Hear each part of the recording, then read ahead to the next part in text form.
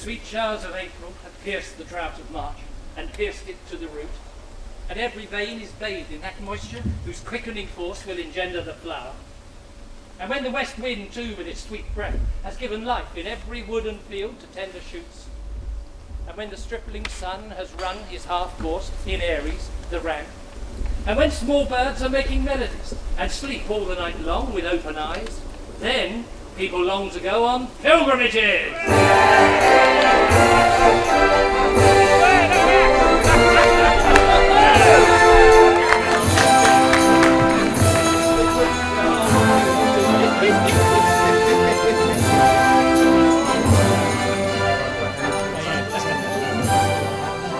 And most especially from all the shires of England to Canterbury they come, the holy blessed martyr there to seek, who gave his help to them when they were sick.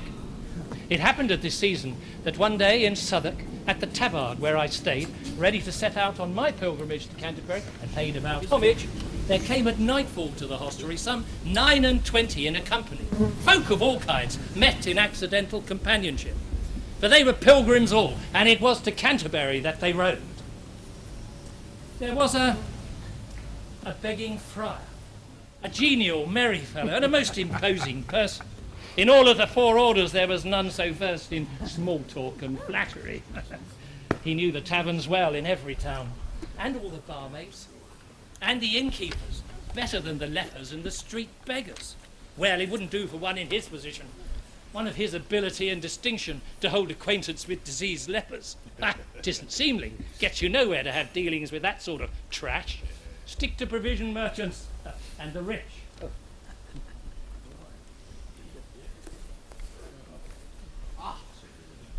There was a businesswoman from nearby. More's the pity she was a bit deaf. Eh? So skilled a seamstress, she outdistanced Stephen the weavers of Ypres and Ghent. She'd been respectable all her life, and 5 times married. That's to say, in church, not counting other loves she'd had in her youth. Eh? Of whom, just now, there is no need to speak. In company, how she could laugh and joke.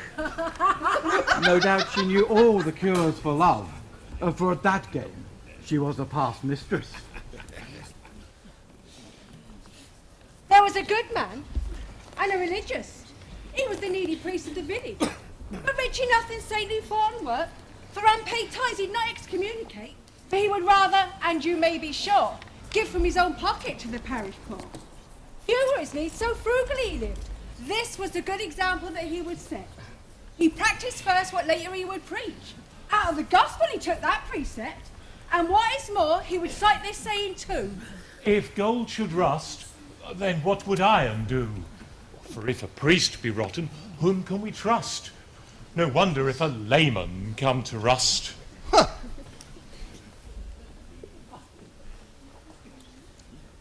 There was a reeve as well. Oh dear. Also a miller. A pardon seller. And a summoner. The miller was a burly fellow, brawn and muscle, big of bones as well as strong. He was barrel-chested and thick-set, and would heave off its hinges any door or break it, running at it with his head.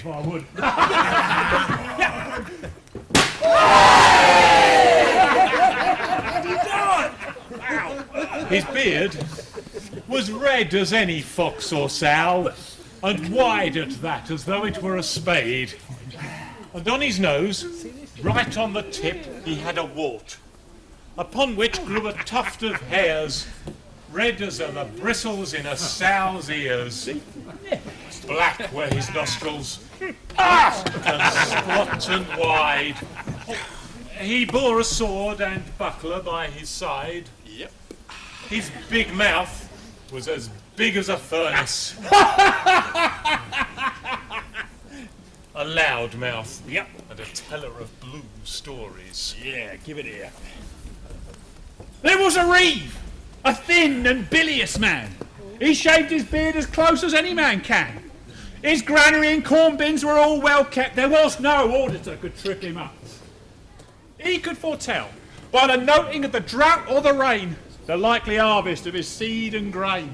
His master's cattle, dairy, cow and sheep, pigs and horses, poultry and livestock were wholly under this reeve's governance.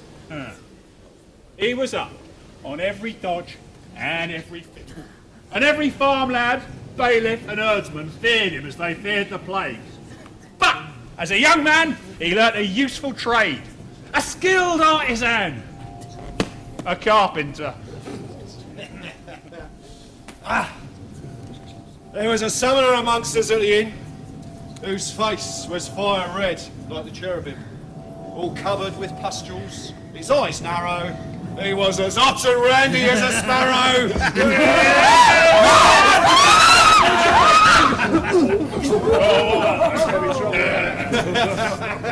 With great knob carbuncles on his cheeks, he'd a great love of garlic, onions, leeks, and for drinking strong wine, red as blood, when he would roar and gabble as if mad. Racking, shacking, shibaka, chisha, chisha, bina shishuraka, bidishi, shoot, show. Yes. With him, there was a peerless pardon seller at Charing Cross, his friend and his confrere. His knapsack lay before him on his lap, chock full of pardons, all come hot from Rome. As for his trade from Berwick down to Ware, you'd not find such another pardon seller. For in his bag he had a pillowcase that had been, so he said, Our Lady's veil. He said he had a snippet of the sail that St. Peter had that time he walked upon the sea and Jesus Christ took hold of him. And with these relics, when he came across some poor up-country priest or backwoods parson, he'd earn more in one day than any parish priest was like to see in 2 whole months. And now the time's come for me to tell what passed among us, what was said and done that night of our arrival at the inn. Our host gave each and all a warm welcome and set us down to supper there and then.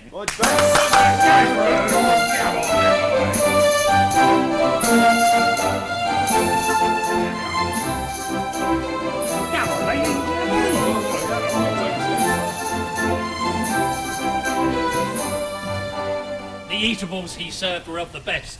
Strong was his ale. Ah, but we matched it with our thirst. A handsome man, our host, handsome indeed, and a fit master of ceremonies. Fat master of ceremonies! He was a big man with protruding eyes. You'll find no better Burgess in Cheapside. Racy in talk, well schooled and shrewd was he. Also, a proper man. In every way. More to the point, he was a right good sort, and after supper he began to joke. Truly, ladies and gentlemen, you are all here most heartily welcome. Where'd the sun go? Oh my word, I'm telling no lie. All year at this inn, I have seen no jollier a crowd than I do now. I would make some fun for you if I knew how, and as it happens, I have just now thought of something that will please you. And cost you naught. My friends, I have devised a game for you to give you pleasure, as I said I'd do. And if, with one accord, you will consent to abide by my decisions and judgment, and if you'll do exactly what I say, then tomorrow, when you're riding on your way, then by my father's soul, for he is dead.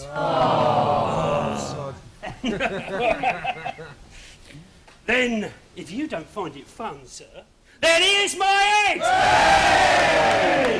No more words! Hold up your hands! Ladies and gentlemen, I'll give it to you in a nutshell. Here's the nub that each of you, to make a long journey shorter, will tell 2 tales on our way to Canterbury, and then coming back, tell 2 more. Stories of things that happened long ago.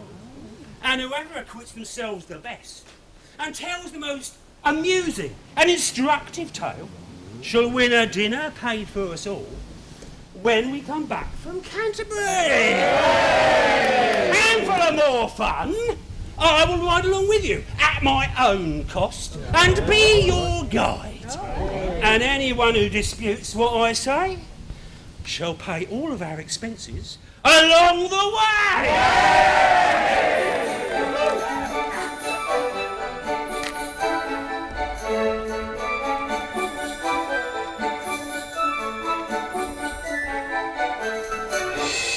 Next morning, our host rose at the break of day. Ladies and gentlemen, your attention please.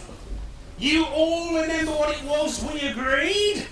So, let's see who'll tell the first tale and proceed. He who draws the shortest straw must begin. So, stop dreaming. Hands to drawing, everyone. Whoa! Ladies and gentlemen, behave. Go on.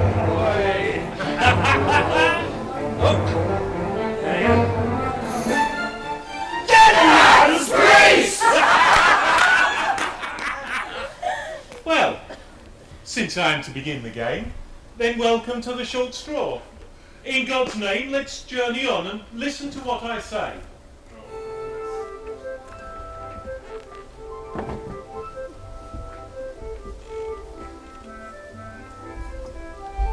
A poor old widow, getting on in age, once on a time lived in a small cottage. She had a closed yard that was fenced about with wooden palings, a dry ditch without, in which she kept a cock called Chanticleer, in all the world crowing in no peer.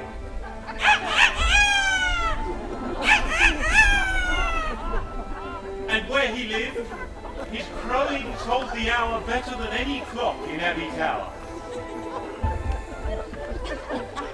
His comb was redder than the choicest coral, and crenellated like a castle wall. His beak was black like jet its gloss, like a lapis lazuli, his legs and toes. This peerless cock had at his disposition 7 hens for his delight and delectation. And the one with the brightest feathered throat was called the lovely Lady Pertalote. She was so gentle, kind and courteous, and sociable with such pretty ways, that since the day she was a week old, she'd Chanticleer's heart firm in her hold.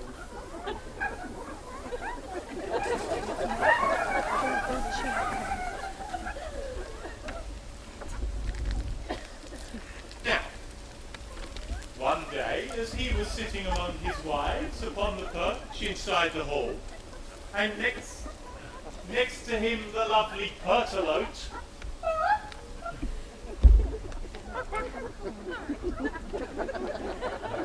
he groaned, and went on groaning in his throat.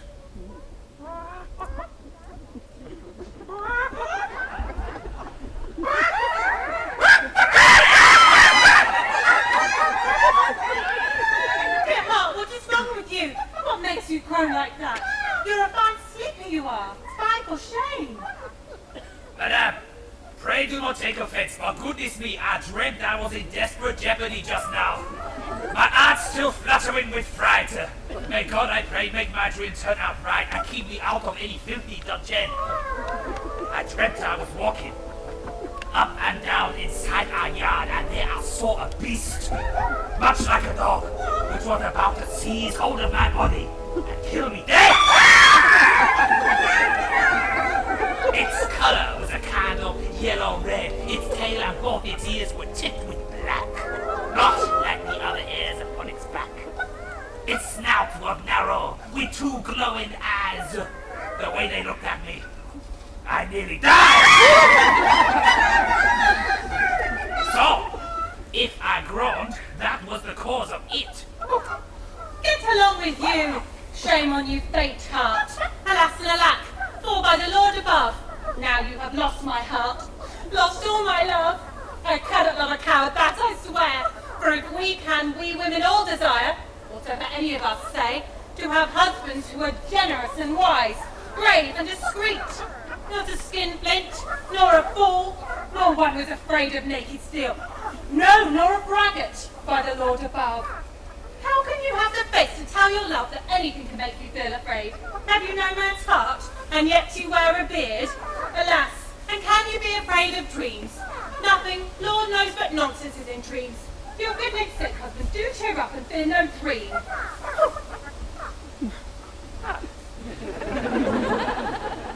Let's talk of something pleasant, eh? And drop this?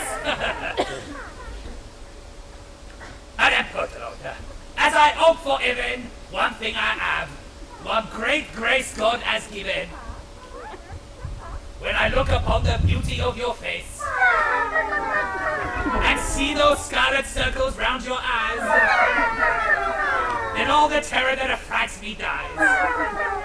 For when I feel at night your gentle side, although our perch is so narrowly made, I may not mount upon your back, alas. Oh la la! I am so filled with joy and happiness that I defy all visions and all dreams. And saying this, he flew down from the beams. For it was day, with his wives one and all. And at his cluck, they answered to his call. For he had found corn fallen in the yard. Royal was he was no longer scared, and on his toes goes strutting up and down, and does not deign to set foot on the ground.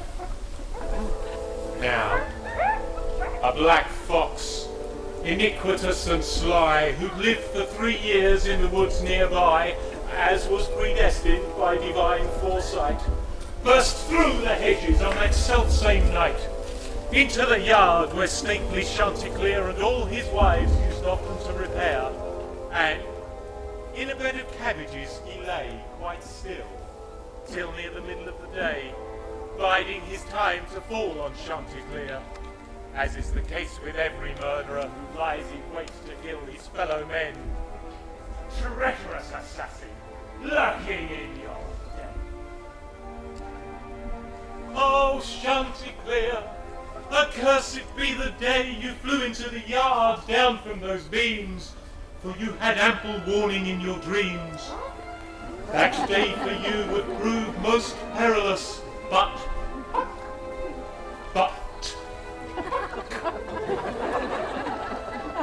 that which God foresees must come to pass.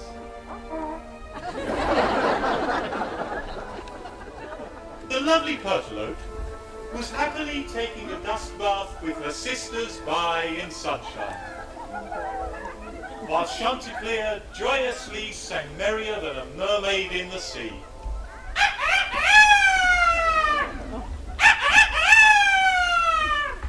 And it so happened that a butterfly among the rows of cabbage caught his eye, and he was aware of the fox there crouching low. At this, he never felt less wish to crow. But chattering a cock, he leapt up like someone in a panic, terror-struck.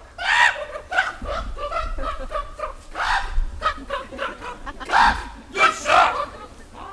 Where are you off to? I'm your friend. Alas, that you should be afraid of me. Surely you'll not think me such a fiend as to wish you any injury or harm. It's not to spy your secrets that I've come. Indeed, the reason for my coming is simply this: to listen to your singing. Indeed, you have a voice as pleasing as any angel has up there in heaven. And since we mention singing, I'll say this, as I hope to have the use of my 2 eyes. Except for you, I've not heard anybody sing in the morning as your father sang. Sure, it came from the heart, all that he sung. And he, to make his voice more loud and strong, would strain until he'd have to screw both eyes tight shut, stand upon his very tiptoes, stretch out his long, slender neck. Then how he'd crow! Ah, he was a man of much discernment too, and no man the country round was half so wise. Now sing, son, sing for sweets and charity. Show me you can emulate your father. Without suspecting treason, Chanticleer begins to flap his wings, enchanted by the fox's blandishments and flattery. Alas, my lords, many's the treacherous fauner dwells in your courts. Many's the flatterer who's far more pleasing to you than he who tells you nothing but plain truth. I stood our Chanticleer on his tiptoes, stretching his neck, and with both eyes tight closed began to crow as loud as ever he could.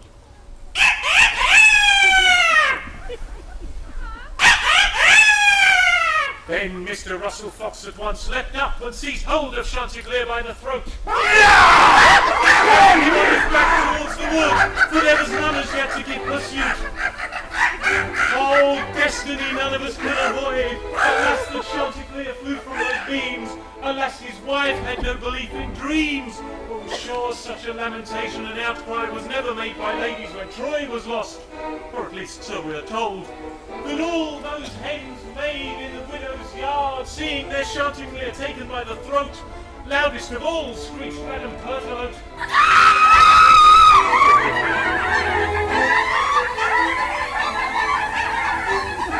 Poor old widow and her neighbours too, hearing the screeching of the hullabaloo, ran straight out of the house, in time to see the fox head for the coppice and carry off the cock upon his back.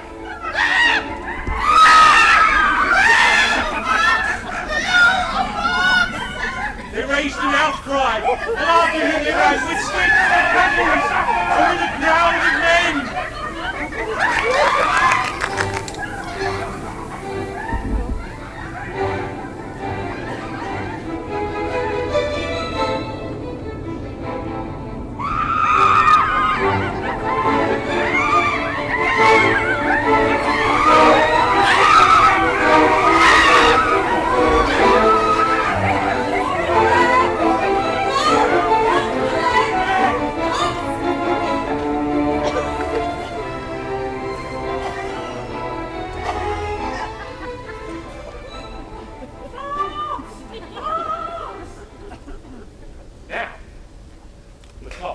Slung upon the fox's back, managed for all his dreadful fright to speak.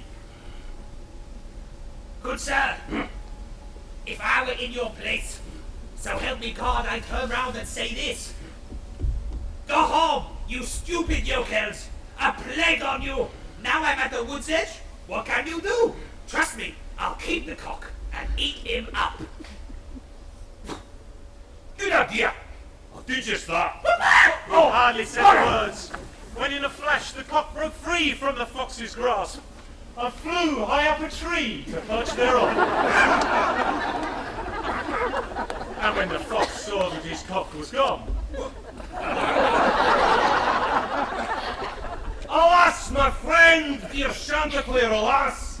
I behaved badly to you, I confess, inasmuch as I made you so afraid when I snatched up and took you from the yard. But, sir, I did it with no bad intent. Calm down. I'll show you what I meant. I'll speak honest truth, so help me God. Ha! I'll see us both damned first. But myself first and worst, both blood and bone, before I let you trick me oftener than once. You'll not with your soft soap and flatteries get me to sing again and close my eyes. To him who shuts his eyes when he should look, and that on purpose, ha! The Lord said bad luck. Oh no, my friend. May the Lord rather send bad luck to him who knows no better than to speak when he should hold his tongue. now see what comes of taking it too easy and putting heedless trust in flattery. But if you think my tale a trumpery about a fox and of a cock and hen, don't overlook the moral, gentlemen. My tale is of a cock, as you have heard, a royal and a rampant bird, who took his wife's advice, worse luck I say, to go into the yard that very day after he'd had the dream you heard me tell. Women's advice is fatal as a rule. A woman's advice brought us first to woe, and out of paradise Adam had to go, where he had been so happy and at ease. Now, everything that's written, says St. Paul, is written surely to instruct us all. So take the corn and let the chaff lie still. Now, gracious Father, if it be thy will, as our Lord promised, make us all good men, and bring us to his heavenly bliss. Amen.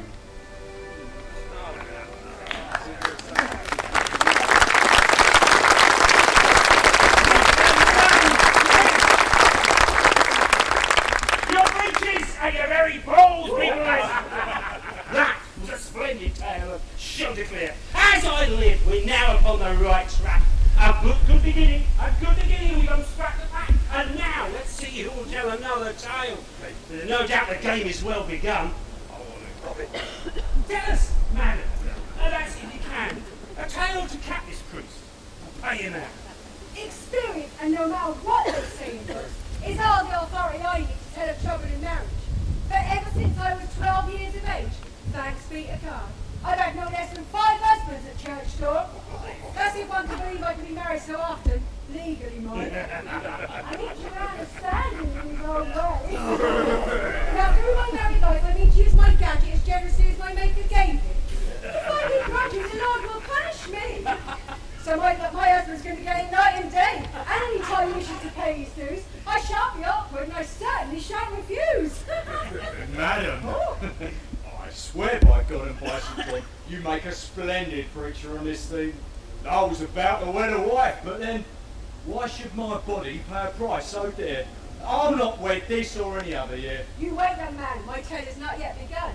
It might be from a different cask that you'll be drinking from before I've done. A beer of brew and ale. And when I finish telling you of my tale of tribulation and matrimony, then you can decide whether you wish to take a sip out of the barrel which I mean to broach. Let me beg you, madam, go on as you began, and tell your tale to us, and spare no man. But teach all us young fellows your technique. Thank you, sir. That is unusual. As I hope for bliss, this is a long preamble to a tale. See here, by God's 2 arms, a friar who will butt in all the time and everywhere. Good folk, they're all the same, these flies and friars, falling in people's food bowls and affairs. Amble, trot, or sit down and shut up. This kind of thing is spoiling our fun. Oh, indeed, Mr. Sumner. Is that so? You mark my words, before I go, I'll tell a tale or two about a summoner that raised a laugh from everybody here. Ha! Try and see, friar. Damn your eyes, and damn mine too, if I don't know 2 or 3 tales to tell concerning friars that'll make you mourn before we get as far as Sittingbourne. Really? See, you've lost your temper! Hold your row! Help me! Oh, just let this good lady tell her tale. Don't see the 2 of you at drunken ale. Madam, give your tale. That would be best. Glad to say that is your wish. That is, if I have leave of this good friar.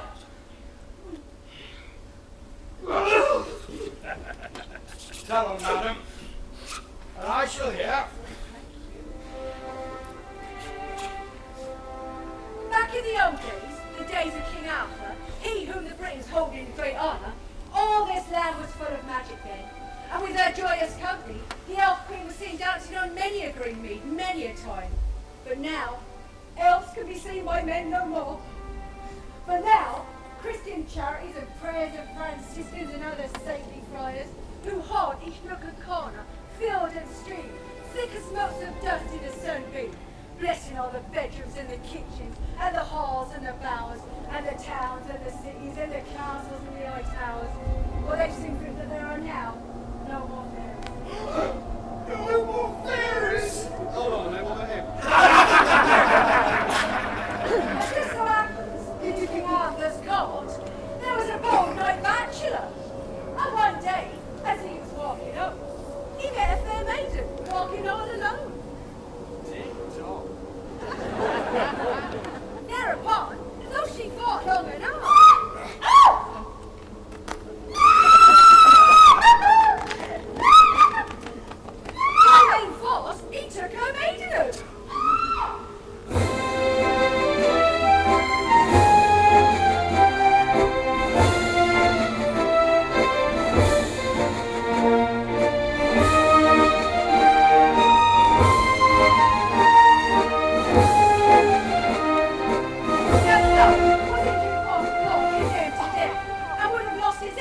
the law then stood, added up the Queen and many another lady, it importuned the King so long that in the end he granted him his wife life and gave it to his wife to dispose of, to be executed or spared by his wife.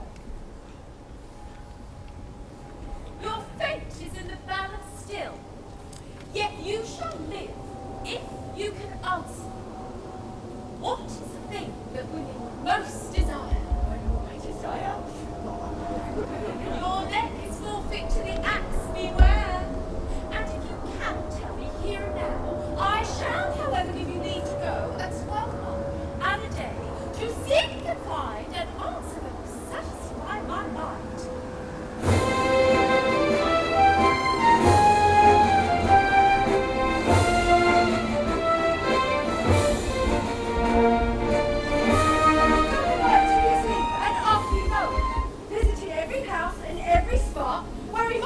To find out what it is that we women most desire.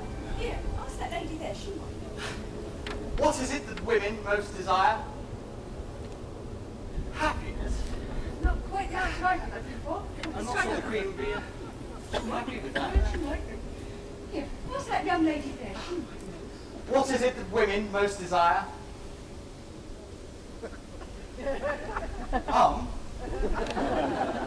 Chocolate? No, chocolate, no.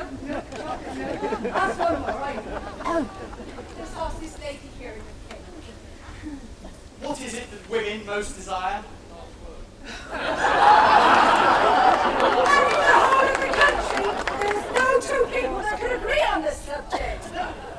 Now when the subject of my story, found that he was no nearer the discovery of what it is that we women love the best, oh, how heavy was the heart that beat within his breast! So off he went home, for he could not remain. Now the day had come when he had to return, and as he wandered most troubled by the borders of a wood, he suddenly caught a glance of wondrous fair ladies moving in a dance.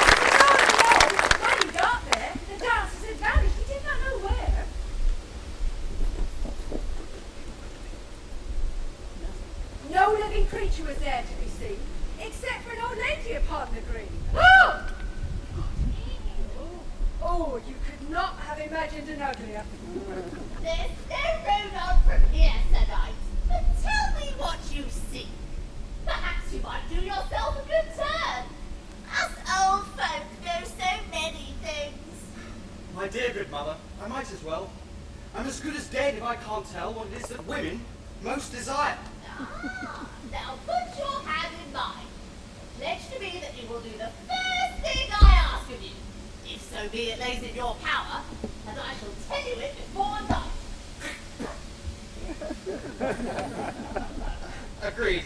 You have my promise.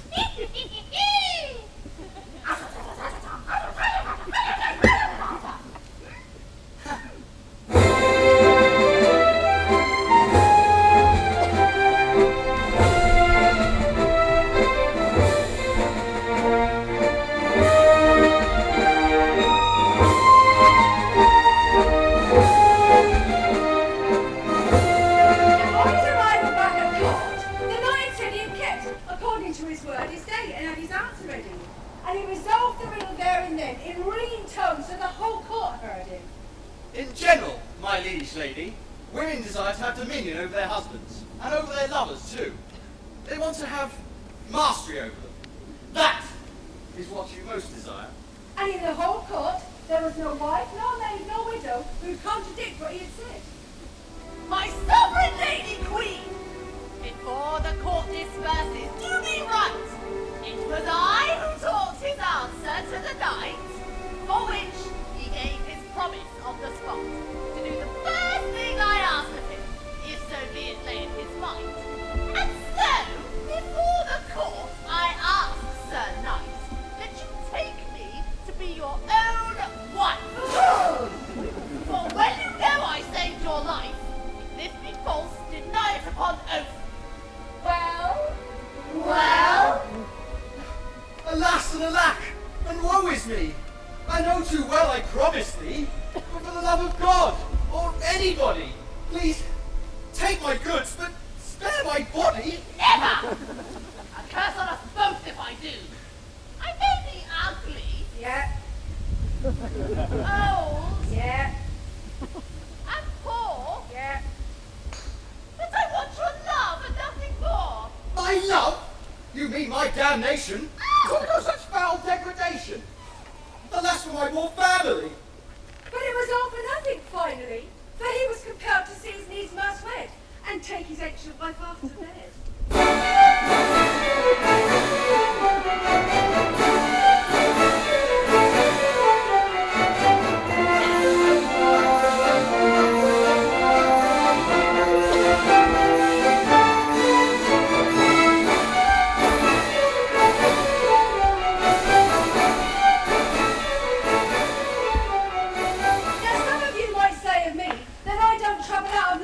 To tell of the joy and the gaiety seen at the feast on that wedding day, to which I have one short and simple answer.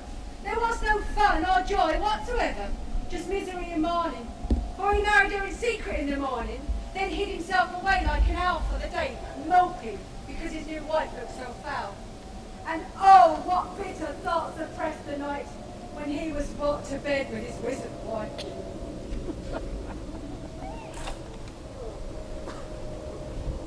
My dearest husband, bless me. All knights who marry behave like you. Is this the custom in King Arthur's house? Are all his knights so hard to please? I am your own true love, also your wife, and I am she who saved your life. So why act like this on our first night?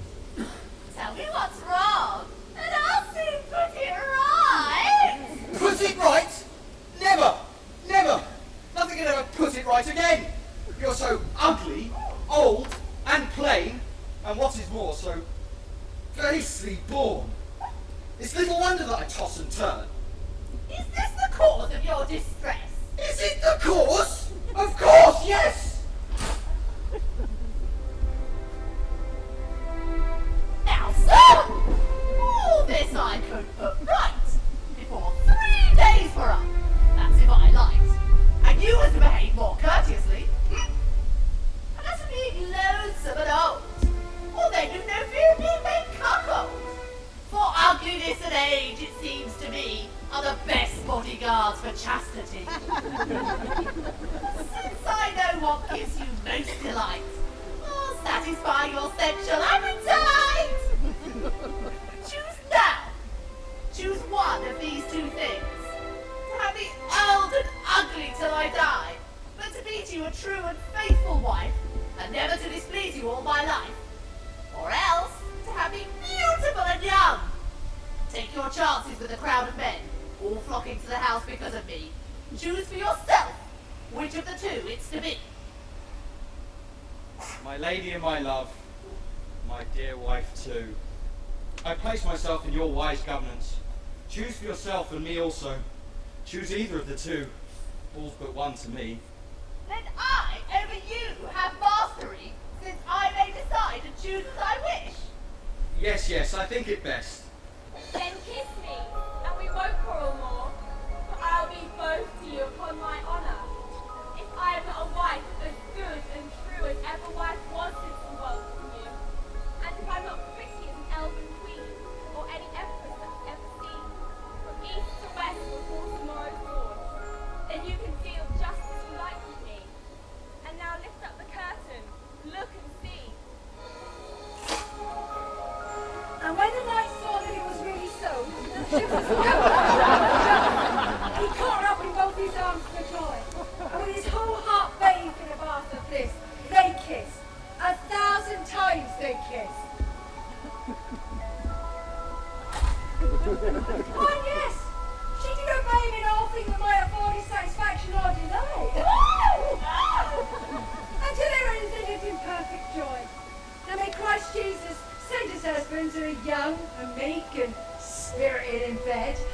and the grace to outlive those who wed. And Jesus, I pray, to cut short the lives of those who won't be governed by their wives.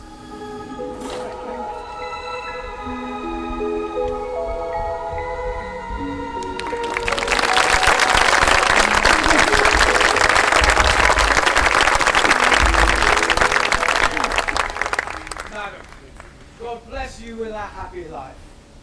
You have touched, believe me, you have touched upon a difficult academic problem. At some points you make her excellent, I'd say. But surely, as we journey on our way, all we need to talk about is what amuses. Now, if the company please, I'd like to tell a good story to make game of summons. For as God is my witness, you only have to hear the name of summoner to hear no good of them. No offence meant, but a summoner is a chap who runs about with summonses for adultery and fornication and gets beaten up in every town. Hey, now watch it, sir. One of your standing should be civil. We will have no quarrelling in this company. Just tell your tale, sir, and let the summoner be. No! It's all right. Let him say to me whatever he likes. Or, by God, when my turn comes, he'll find himself hoist by his own petard. I'll teach him how great an honour it is to be a lying friar. I'll show him what kind of job he has. Really? Right, down! I'm down enough of this! And let him tell his tale! Again, please, sir, if you will.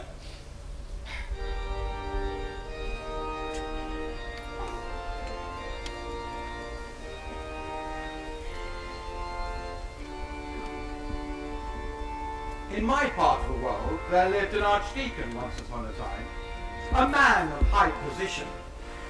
And those that hadn't paid their tithes, he came down on like a ton of bricks, if any parish priest would be called. He never missed a chance to take a fine for a skimped tithe or a scanty offering. How piteously he'd make those people sing. He kept a summoner ready to his hand. There was no craftier rascal in all of England. This fellow, such a thief was he, the archdeacon got less than half his fee. He was, if I'm to give him his due, a thief, a pimp, and a summoner too. And though it makes him as mad as a March hare, I don't propose to spare the summoner the tally of his devilish misdeeds. I need not fear prosecution. Over us friars they've no jurisdiction, nor will do to the end of their days. By Peter, so are the women of the stews out of our charge! I'm down! Be down to you, I say! Right, come down! Don't spill my ale! Back! Come on! Go on, dear sir. Don't make the summoner howl. Hold nothing back. Spare no detail. And so it came about that one fine day, on the lookout as usual for his prey, this summoner I'm speaking of strode out to summons an old widow, poor old bitch, having some trumped up charge to extort cash, when he saw by the margin of a wood a jolly yeoman walking just ahead. Greetings, sir! Well met! The same to you, and all good men. Where are you striding under the greenwood tree? You going far today? No, I'm going to a place nearby. I have to collect a rent that's fallen due. Ah, so you're a bailiff then? There I am. I am indeed. But he dared not admit the very shame he was a summoner. A filthy name. Lord bless you then. You are a brother, but you are a bailiff, and I am another. I'd like, as I'm a stranger in these parts, to get to know you. Become your friend and comrade, if you like. I've gold and silver laid up in my box. If ever you happen to come to our shire, it's all yours, just as much as you desire. Upon my soul, 1,000 pounds. But dear brother, tell me where you're living, in case I come and look you up one day. My friend, I live far in the north country, where I shall hope to see you one fine day. I'll direct you before we go our ways, so carefully you'll never miss the place. Well, brother, seeing as you, like me, are a bailiff, while we're walking along the way, I would like to ask you if there's any dodge that you can teach me. Now tell frankly, how can I make most profit in my job? Now tell us between friends, how do you make out? Upon my word, my dear chap, my wages are, to tell the truth, too low. In point of fact, I'm poorly paid. My master is a tight man and hard. What's more, my job is pretty onerous. If I didn't put the screws on, I'd not live. And so, I take whatever folk will give, by hook or by crook, through trickery or force. Well, it's the same for me, of course, and God knows I'll take anything like a shot, unless it be too heavy or too hot. By heaven, we two were well met, you and I. But my dear fella, tell me, what's your name? The yeoman, as the summoner prattled on, began to smile a little. And then, My friend, in truth, do you want me to tell? I am a fiend, and my dwelling is in hell. I'm here upon business, and to see if folk have anything to give to me. What I pick up makes my whole revenue. It's the same for you, lining your pockets, never minding how. It's the same for me, of course, for I'd set up to the world's end right now to find a prey. What? Lord bless us, what's that you say? What makes you go to all this labour today? Very many reasons, Mr. Summoner, but for everything there's a time. The day is short. It's already past 9, and so I've taken nothing all day. I must attend to business, if I may, and not to divulging everything I know, which, my friend, your wits are far too slow to understand, even if I told it you. Hereafter, friend, you'll be going to a place where you have no need of me to teach. First-hand experience is what you'll get, which will enable you to lecture, as if from a professorial chair.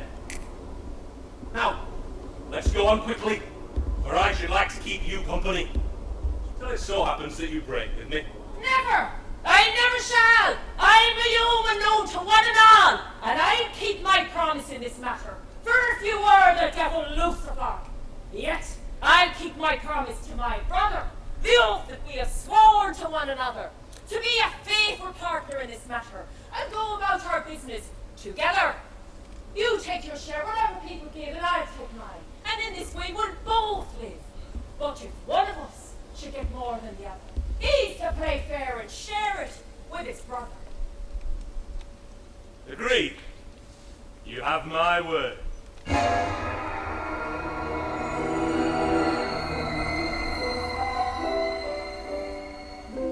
upon this, they set off on their road.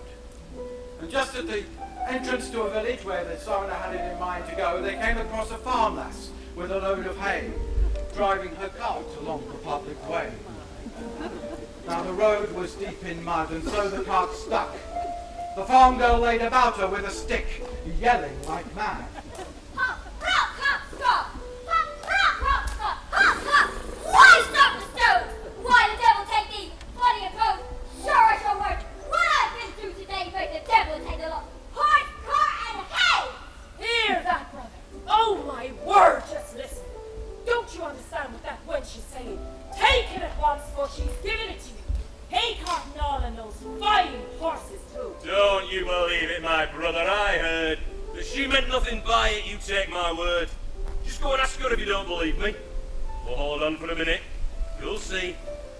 The farm girl thwacked the horses full on the rump. The team began to strain and heave and hump. Hop now, hop! Oh, may Christ bless you and all his handiwork! Great and small! No tug don't break us, my boy! God keep and save to all by Saint Eloy! Thank God that's my cart out of the mud! See there? What did I tell you, my dear brother? The peasant said one thing, but meant quite another. We'd best be getting on, for it's plain to see There is no rake off here for me. When they had reached a short way out of the town, the summoner turned to his companion. Brother, this place belongs to an old trout.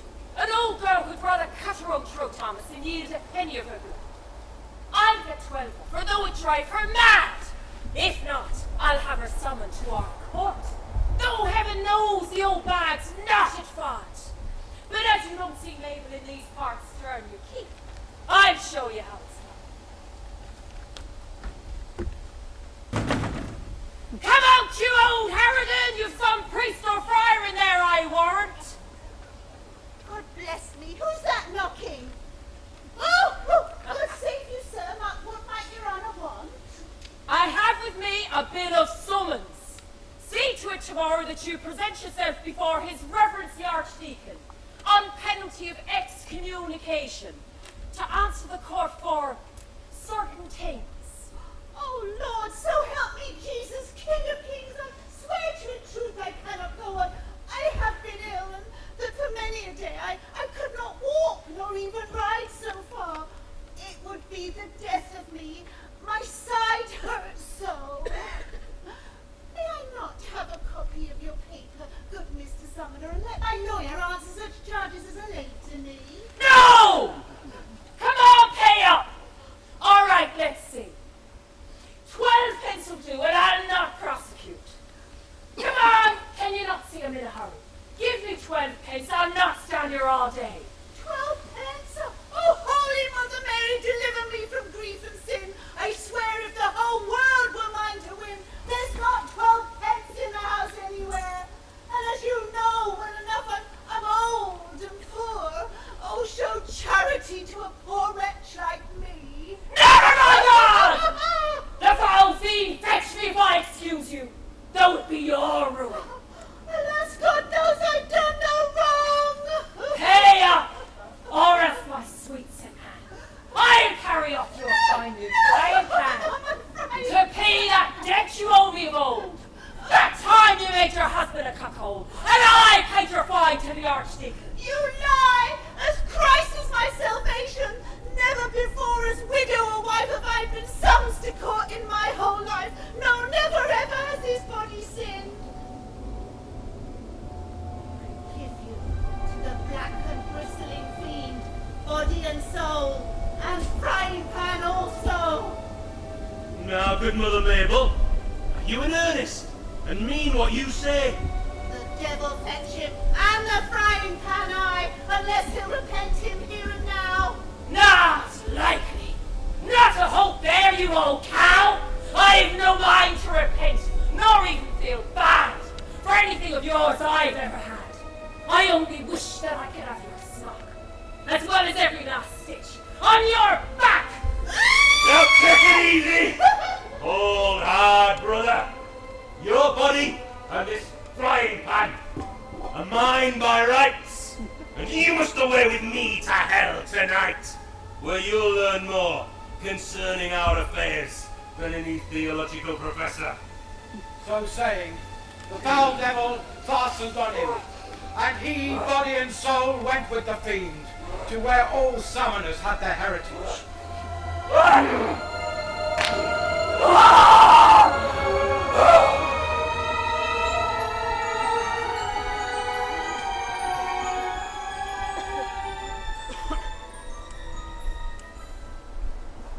May God, who created after his image mankind, guide and protect us most and least, and teach these summoners the error of their ways.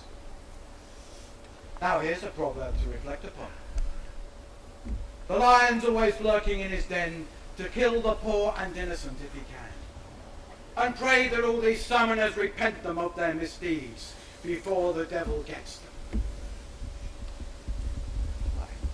Good Mr. Summoner, you shake with ire. Gentlemen! I have only one desire. Let me entreat you of your courtesy. Now that we've heard this two-faced friar lie, you permit me to begin my tale. how familiar this friar is with hell, Lord knows that is little cause for wonder. Friars and fiends are not so far asunder. For, bless us, you must often have heard tell of the friar who was snatched to hell in spirituals. It was a dream, a vision, and when an angel led him up and down to show him all the torments they have there, it seems he didn't see a single friar in the whole place, but lots of other folks in trouble. And so the friar turned and spoke.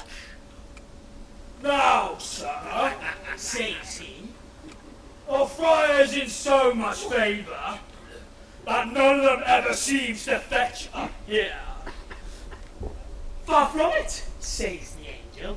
There's a million. Leads him down to have a look at Satan. Look, says the angel, Satan's got a tail, as big or bigger than a barge's sail. You there, Satan, lift up your tail, cries he. Show us your arse and let this fellow see where all the friars have their nest. And so, in a minute or two, more or less, just as bees come swarming out of a hive, a troop of 20,000 friars drive out to the devil's arse and swarm through hell, and then swarm back again as fast as possible. They creep into his arsehole, one and all. He claps his tail upon them and lies still. And later, when the friar has looked his fill at all the torments they have in that terrible place, God, in his mercy, fetches his spirit back and restores it to his body, makes the friar wake. But even then his terror made him quake, because he couldn't get it out of his mind, the true and natural home of all his kind, the devil's arse! God bless you all bar one, this damn friar here. So my prologue's done.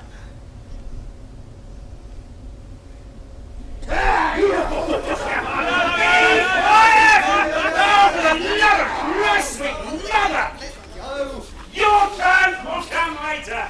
Let's hear from another. Oh, my corpus's bones. Unless I take a tonic, or else a draught of fresh and malty ale, or here's some really cheerful tale, my heart will give out. You there! Friend, partner. Look sharp. Crack some jokes. Let's have some fun. Yes, I'll do just that, Bison Runyon. But first, as there's an ale outside, I'll have a drink and snack, and then begin. All right. But don't be giving us any of that filth. Let's have some moral tale. We might all learn wisdom from it. And then we'll all gladly listen.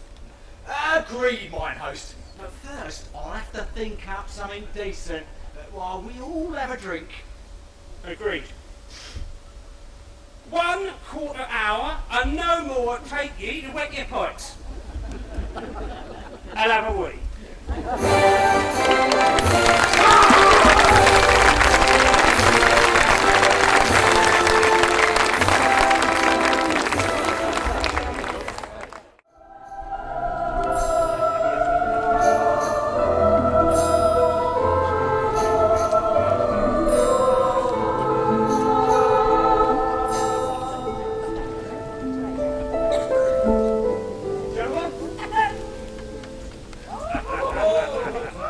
I'll tell you in a word what I'm about. I preach for money and nothing else. Thus I know how to preach against the vice which masters me, and that is avarice. Though I myself am guilty of that sin, I know how to make other people turn against avarice and bitterly repent. No, that is not my principal intent. I only preach the emolument. But for the present, that's enough of that. But hear me out now, gentlemen. In sum, your pleasure is I should tell you a tale. Now that I've had me jar of malty ale, Now, by God, and I hope to tell you something bound to be reasonably to your liking. Although I'm a pretty vicious chap. I can tell a story with a moral to it. Here's one I'll preach to bring the money in. Now, if you'll all be quiet,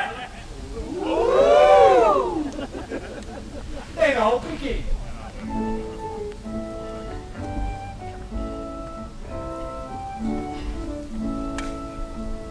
In Flanders, there was once a group of youngsters wedded to such sin and folly as gaming, dicing, brothels and taverns, where night and day with harps, lutes and citars, they spend their time dicing and dancing, eating and drinking more than they can carry.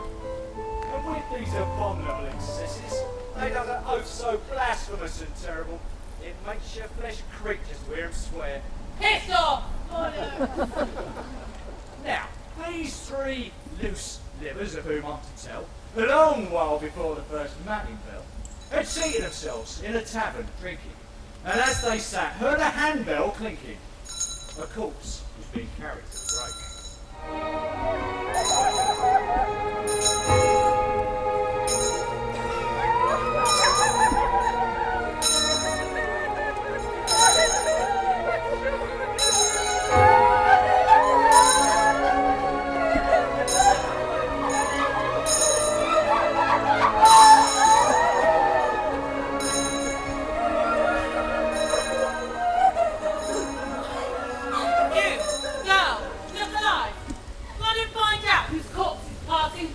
And be sure you get his name. Sir, there's no need for me to go. I was told before you came 2 hours ago. And he indeed was no friend of yours. He was killed last night as he sat upon this bench, lying drunk. There came a softly treading thief. Death is his name. He's killing everybody everywhere. Thousands he's killed with the plague raging here. If I were you, sir, I'd be on my guard, for I went near such a bursary. Always be ready to meet him anywhere. My mother taught me that, and I can't say more. Master, Mary, what the child says is true. He's killed this year in a big village over a mile from here. Every man, woman, child, workman and boy. That's reason now I'm pretty sure. The wisest thing is to keep a look out, or else likely to do a fellow dirt. God's arms!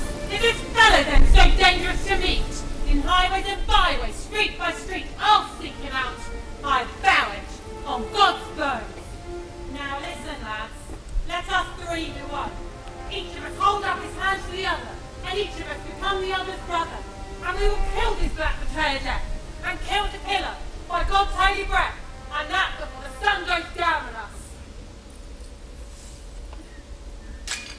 They pledged their souls, the three of them together, that they would live and die for one another, as though each were the other's own born brother.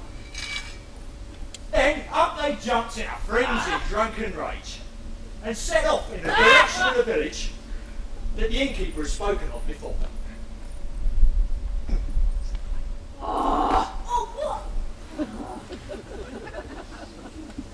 Many and gruesome were the oaths they swore, tearing Christ's blessed body limb from limb.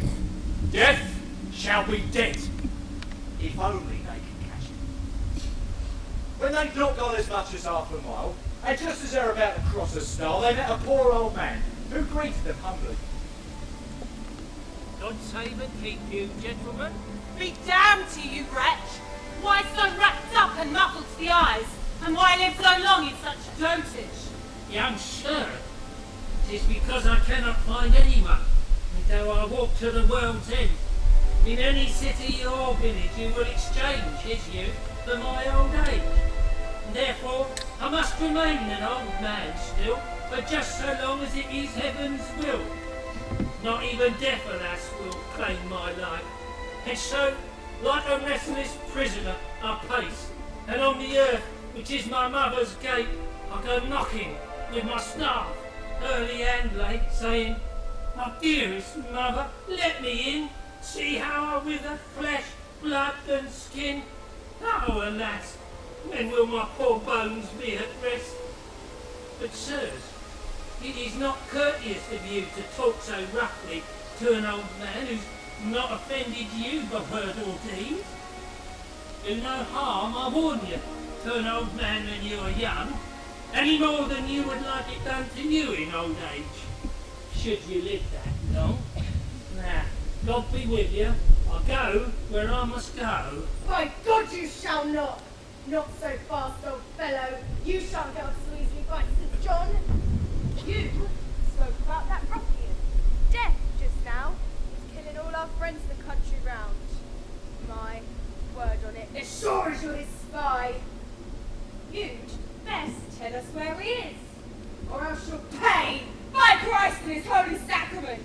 It's clear that you and he are in agreement to kill young folk like us. You bloody cheat!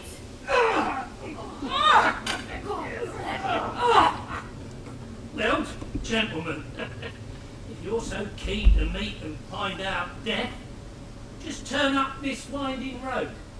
For upon my word, I left him there, in a grove, under a tree, and there he will abide. For all your braggadocio, he'll not hide. You see that oak tree there? Right underneath you'll find death. Now God be with you, who redeemed mankind. Thereupon the three began to run until they reached the tree. And there they found gold florins, newly minted, fine and round, and near 8 bushels of them, so they thought. Thenceforth it was no longer death they sought. Each was so happy at the sight, those florins so beautiful and so bright. They sat themselves down by their precious hoard. Was the worst of them spoke the first word. Brothers, mark what I've got to say. Apollo's fortune is bestowed this treasure, so we can live our lives in luxury forever. Now we've had such a slice of luck today, if maybe we can get this gold away and carry it to my house. What's yours? I need hardly say that this gold is ours. We've been in clover, happy as can be. But it obviously can't be done by day. People would say we were downright thieves, and for our rightful treasure have us hung. It is at night the treasure must be moved with every care and cunning as we can. And therefore this is my advice. We'll each draw lots, and see where the lot shall fall. He who draws the shortest straw shall run as fast as he can rejoicing into town, and on the quiet buy us bread and wine. The other two must keep a sharp lookout and guard the gold, and if no time be lost, carry the gold off as soon as it grows dark, and take it wherever we decide is best.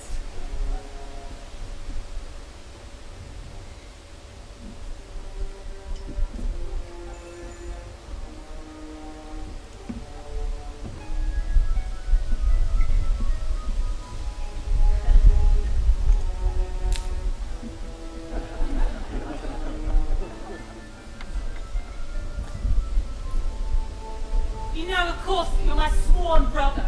Each of us will live and die for the other. And here is the gold, and that in greatest plenty, all waiting to be split between us three. How would it be if I could work it so that it was only split between us two? But how will it be done? He knows quite well the gold is with us here. What can we do? And you keep mum.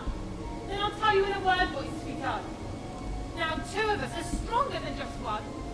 Wait till he's settled, and when he sits down, jump up as if to crackle him in a joke, and I will skewer him right through the back, while you're wrestling him with him out in fun. And with your dagger, see you do the same. When it's all over, this gold should be shared out, dear fellow, between you and me, and then each of us can live his life to his own bent, gaming and dicing to his heart's content.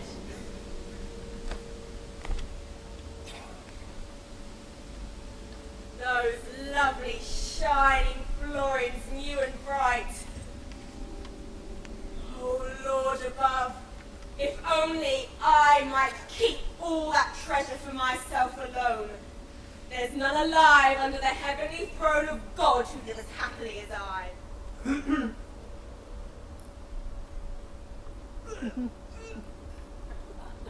It's in my head to go and buy poison with which to murder my friends and bring them both to an evil end. It must plainly be my fixed intent to kill them both and never repent.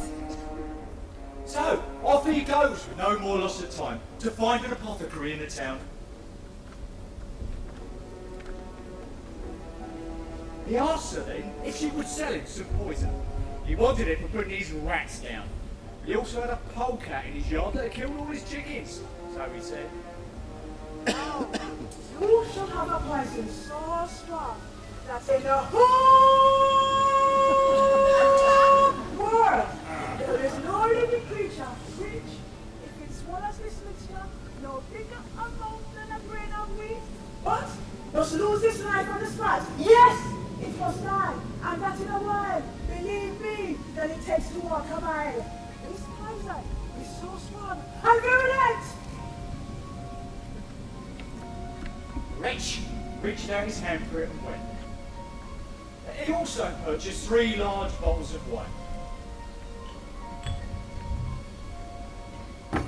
Then he poured the poison into 2 of them, and for his own drink he kept the 3rd one clean.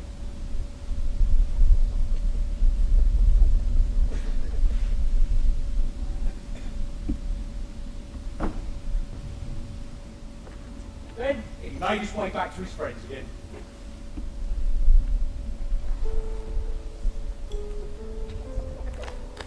Why make a sermon of it? Why waste breath?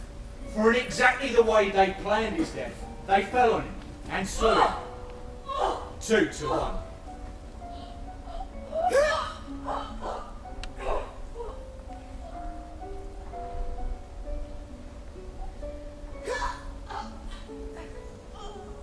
Then, said the first one when it was done, Then sit down, drink, celebrate.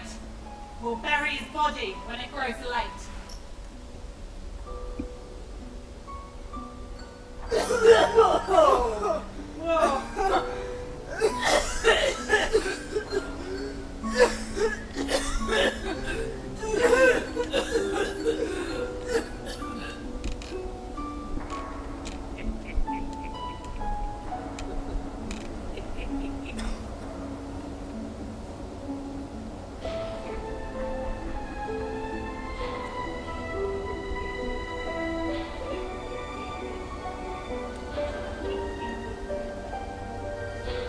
Thus, the 2 murderers found out death.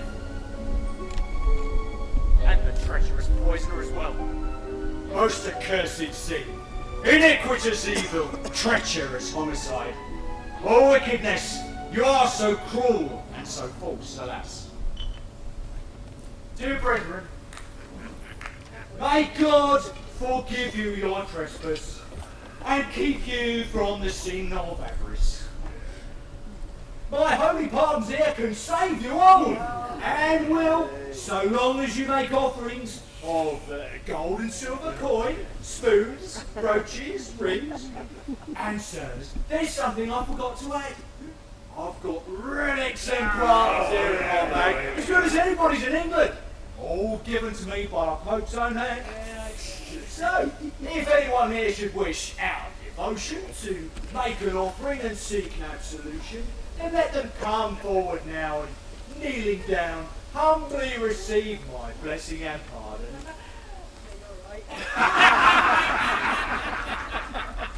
Let me suggest that our host here begins, since he's the one most wrapped up in sin. Step forward, Mr. Host.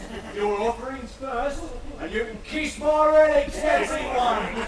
All for a penny. Out of your purse. Not a chance! I'd sooner have Christ's curse. Lay off, you dog. Not in your life I won't. You only make me kiss your dirty drawers and swear all over the merits of some saint. It'll only stain all over my arse. But the true cross that St. Helena found, I'd rather have your bollocks in your hand.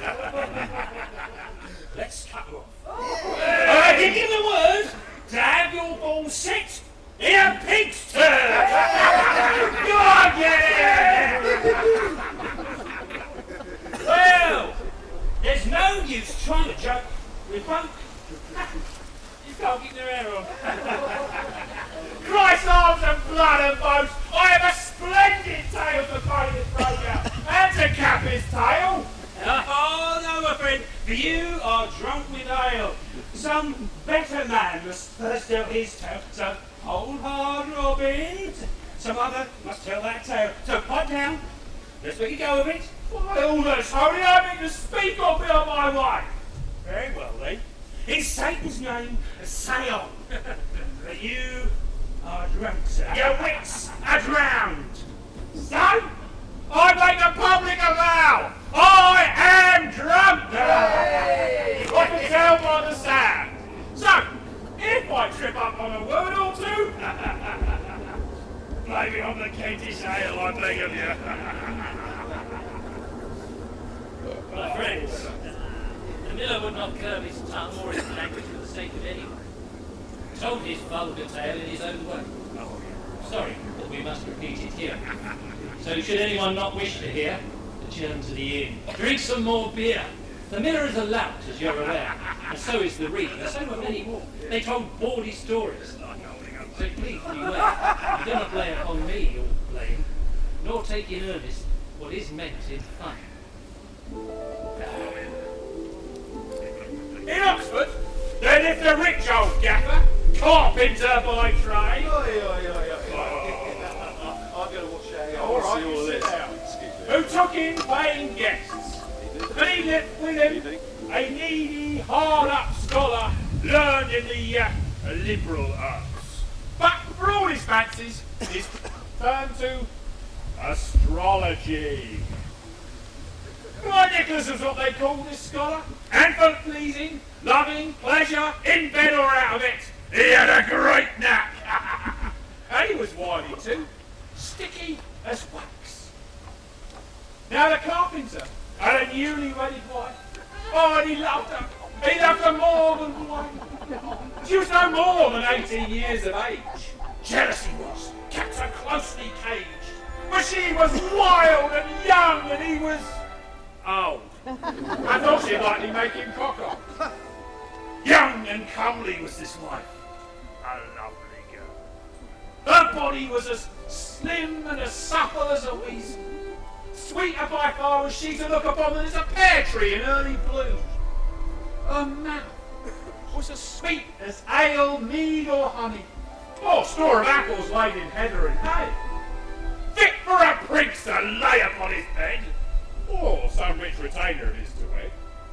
Now, this boy Nicholas began one day with this young wife to flirt and play. My Alison, if I don't get my way, sweetheart, the love of you I'll surely die. Take hold of my hips, hard and tight, and let's make love at once, my delight. Or it's the end of me, so help me God. I'll not kiss you upon my word. Let go now, stop it, Nicholas. I'll scream for help. I'll rouse the whole neighbourhood. Take hands off me. It's no way to behave. Besides, my husband's eaten up with jealousy. So watch your step, or at the end of me, you must be circumspect in this affair. Don't worry about that. His time's been badly wasted if a scholar can't get the better of a carpenter. So, she gave her word and swore upon St. Thomas that when she saw an opportunity, she would be his. Now, there was a parish clerk named Absalom. His hair was curly like gold it shone. Oh, Lord save and bless us, but he was a lad. He could shave and barber and, let blood draw up a quittance or conveyance. There we go. And in 20 different styles could jig and dance. And he could play guitar. Yeah. There was not a single inn or bar in the entire village he'd not enlivened with his company. The one with the lively barmaids, naturally. Yeah, well. The truth was, he was a bit squeamish, though, when it came to, farting.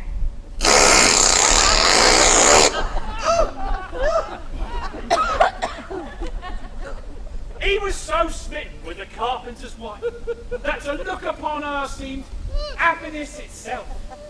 For she was so neat, so sweet, so flirtatious.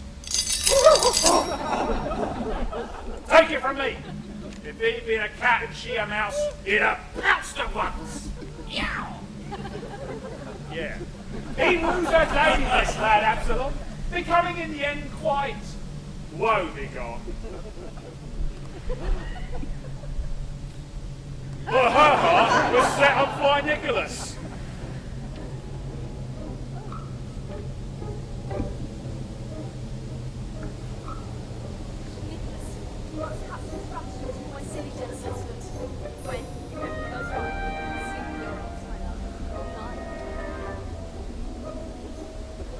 So, Nicholas took to his room all that Saturday, eating and sleeping and whatever else he pleased, till Sunday, when the sun had gone to rest, and the poor old carpenter was much astonished and wondered why Nicholas had vanished. Hey, Master Nicholas, what are you doing? Hey, how can you sleep there all day long? Oh, what, Nicholas? Look down, for God's sake. He don't cry suffering, man. Awake, man, awake! Alas, must the world come to its end so soon? What do you mean? John, my dear host, you must swear to me on your word of honour here not to breathe a single word of this secret to a soul, for it's Christ's own secret that I tell. My word, Nicholas, I'll not gab. I say myself I don't like to brag. Say what you will. I shall never tell man, woman or child. I him that cannot tell. John, my dear friend, I will not lie. I have discovered through my astrology, by gazing at the moon that's shining bright, that on Monday next, at about 9 at night, there'll be a fall of rain, so fierce as fate that Noah's flood was never half so great. This world, alas, in less time than an hour, must all drown, so frightful the downpour. And thus mankind must surely drown and wholly perish. Alas, my wife. Alas, poor Alison, was she truly drowned?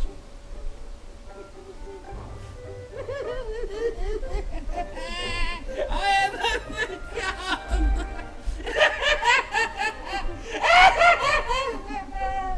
Is there no way out of this? Why, yes, of course.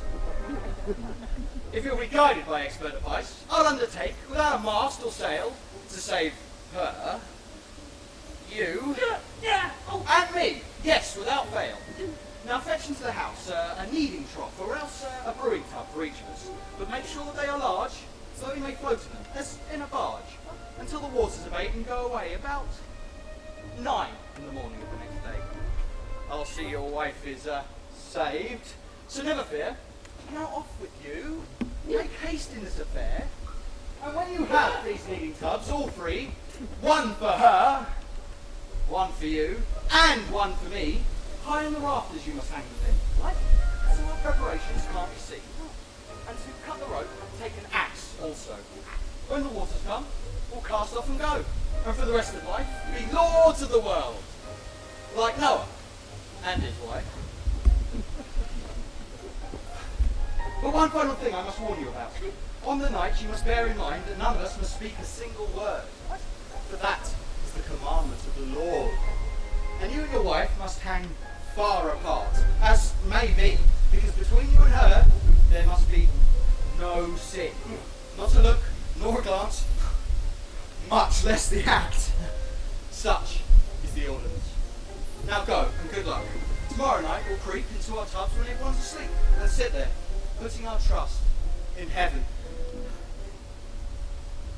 So, the simple carpenter went on his way, and sighed to himself, Alack, dear. and told the secret to his wife. But she already knew better by far what this ingenious plot was all about. But she put on a good act. You'd have thought she was frightened after death. Alas, my dear, be on your way, make haste. Help us escape, or all of us must perish. As I'm your true and lawful wedded wife. Go, dearest husband, help save our lives.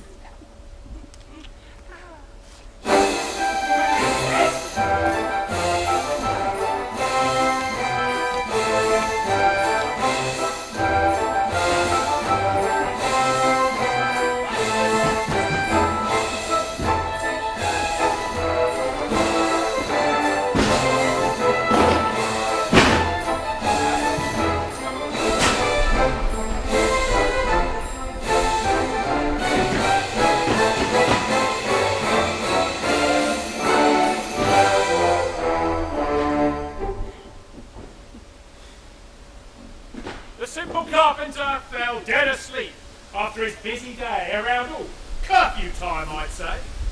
And down his ladder tiptoed Nicholas, and after him Alison softly sped.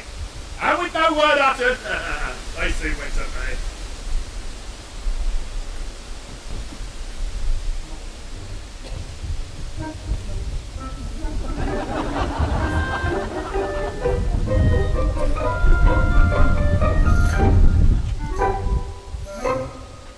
The first cock crowed.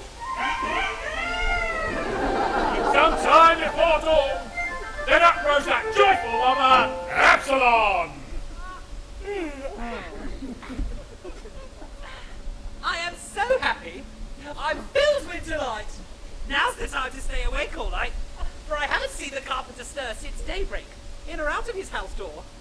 Now I'll be able to tell Alison about the love-longing of Absalom.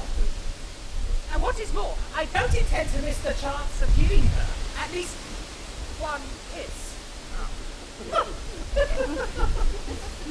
So, he sauntered off to the carpenter's house, placed himself below the casement window, softly coughed, and then in gentle tones said, Where are you, honeycomb? Sweet Alison? Awake and speak to me, sweetheart, awake. Truly, sweetheart, I am so much in love, I yearn for you like any turtle dove for its mate. Go from the window, jackanapes. Be off with you now, or I'll throw a stone. Go in the devil's name. Let me alone. Alas! Was true love ever so abused before? Oh, get back in there. Then, kiss me, since I cannot hope for more. Will you be off once you've had it? Yes? Yes, of course, sweetheart. Go on then. I'll be back soon. Nicholas, wake up. Wake up. Hush now. Hush your mouth. I'll give you a real good laugh. Now I'm in clover and no mistake. I hope there'll be more coming after this. Oh, yes.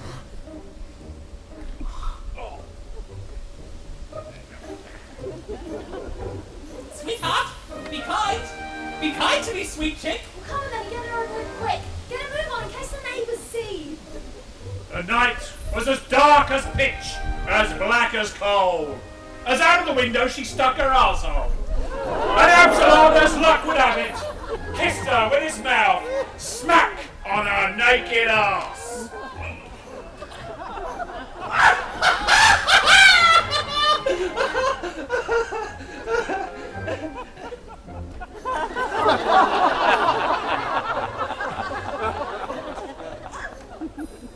Now wait a minute. Something's amiss. Girls don't have beards. I know that well enough. But what I just felt was both hairy and rough. Yeah.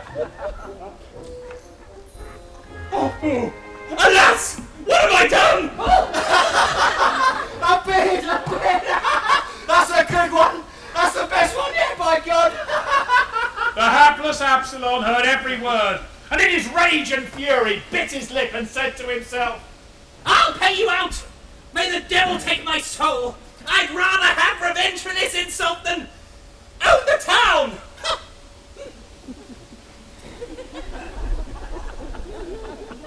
Open up, blacksmith! Lose no time! Who are you? It's me! It's Absalom! What? Absalom? The Lord save and bless me. But for Christ's sweet sake, what are you doing up so early? There! In your hand! That red-hot poker! Please lend it for a job I have to do, and soon enough I'll bring it back to you. Was it Satan's name? What do you want it for? Oh, fellow, let that be as it may. I will tell you all. Oh, some other day.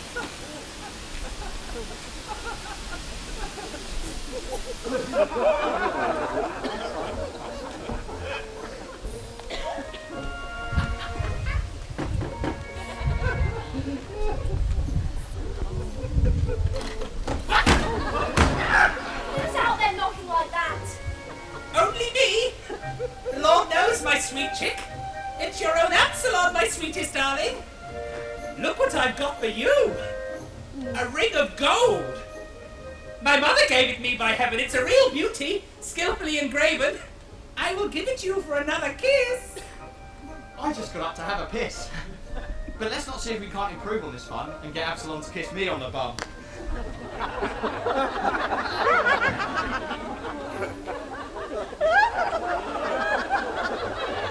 Speak! I don't know where you are, sweetheart. And on this, Nicholas let fly a fart. So great it sounded like a thunderclap. But Absalom, half blinded by the blast, had his poker ready, smoking hot. Smack in the middle of the arse he smacked Nicholas. Water! Water! Water! There! Here comes Noah's flood! And into the street the neighbours one and all ran to stare upon the man who was lying, stunned, white-faced and flat, for he'd broken his arm in the fall. Whilst Nicholas and Alison told them all that he was mad, and reputed so by the whole town. Their sworn testimony so beat him down that in the end the whole affair became a joke. And that is how the carpenter's wife got poked. Oh, yeah? Yep, despite his vigilance and jealousy. How Absalom kissed her bottom eye, and how Nicholas got a blistered bum. Now, Lord save and bless us, my tale is done.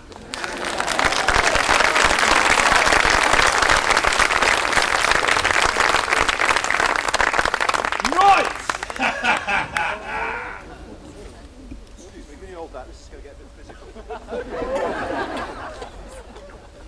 Fancy I could tell how a swaggering miller got his eye well white. That's if I wanted to talk bawdy.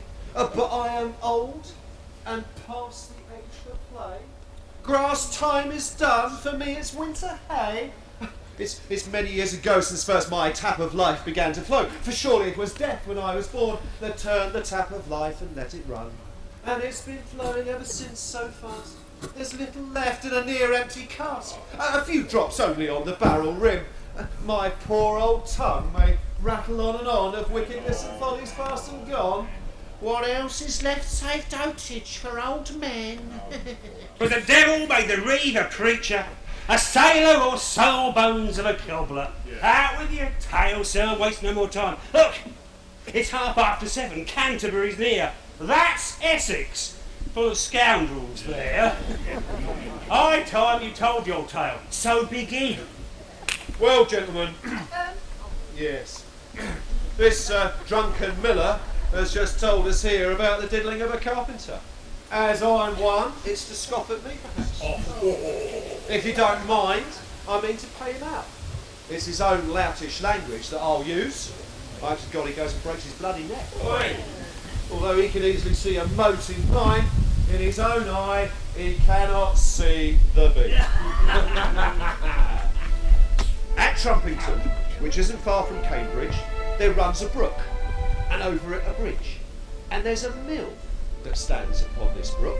And for many years, proud and gay as any peacock, a miller